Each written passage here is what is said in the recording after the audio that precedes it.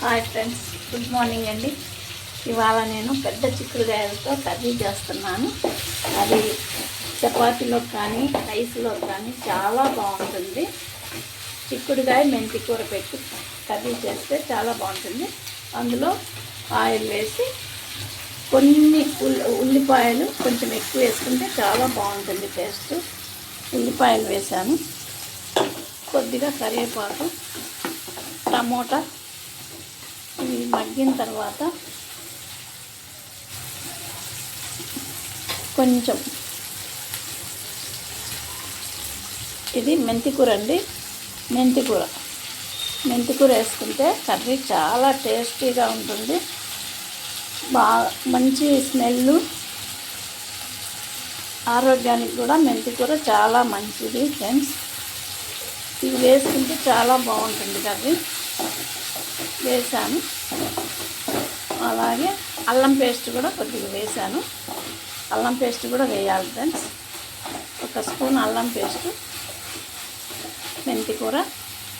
ఇవి బాగా మగ్గిన తర్వాత చిక్కుడుకాయలు ఉంటాయి కదా ఫ్రెండ్స్, పెద్ద చిక్కుళ్ళు, గోరు చిక్కుళ్ళు కాకుండా పెద్ద చిక్కుడుకాయలు,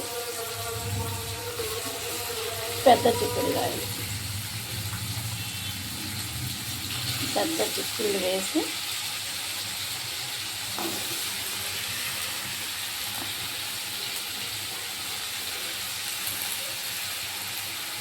ఇంకా అలాగే చిక్కుడుకాయలు చాలా ఫ్రెష్గా ఉన్నాయి ఫ్రెండ్స్, బాగున్నాయి.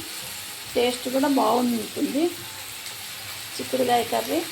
చిక్కుడుకాయలు కూడా మంచిది, ఫైబర్ ఉంటుంది. చిక్కుడుకాయల్లో కూడా పీచు పదార్థం ఉంటుంది కాబట్టి హెల్త్కి కూడా చాలా మంచిది. ఐరన్ ఉంటుంది చిక్కుడుకాయలో. అన్నిటికీ పెద్ద చిక్కులు చాలా మంచిగా ఉంటుంది. అందులో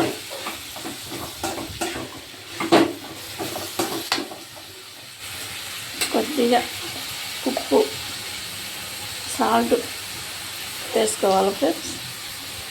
చూసి మళ్ళీ వేసుకోవచ్చు మనము. తక్కువైతే ఫస్ట్ కొంచెం వేసుకుంటే బాగుంటుంది.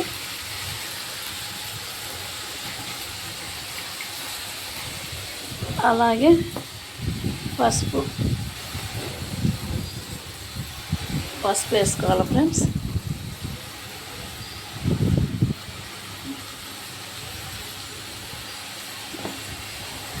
అలాగే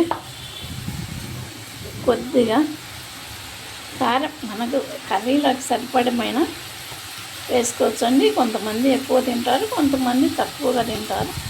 నేనైతే ఎక్కువ తిననండి, ఎక్కువ వేసుకోను.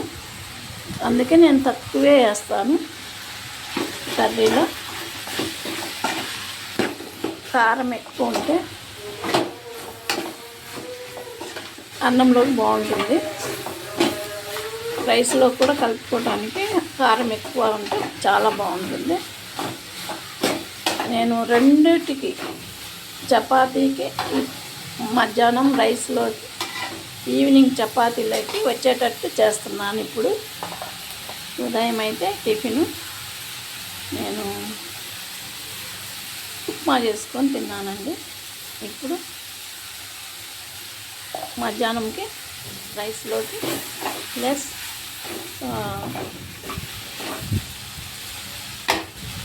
నైటు చపాతీలోకి ఉంటుందని చేస్తున్నాను.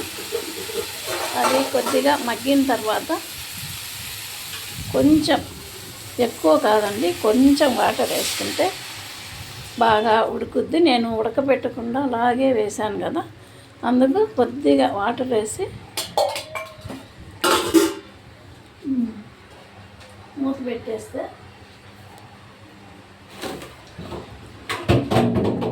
పెట్టేస్తే మగ్గుతుంది కర్రీ.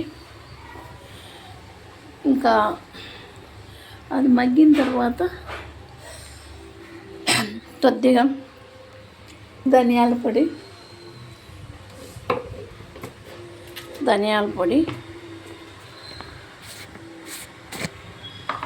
వేసుకోవాలండి. గరం మసాలా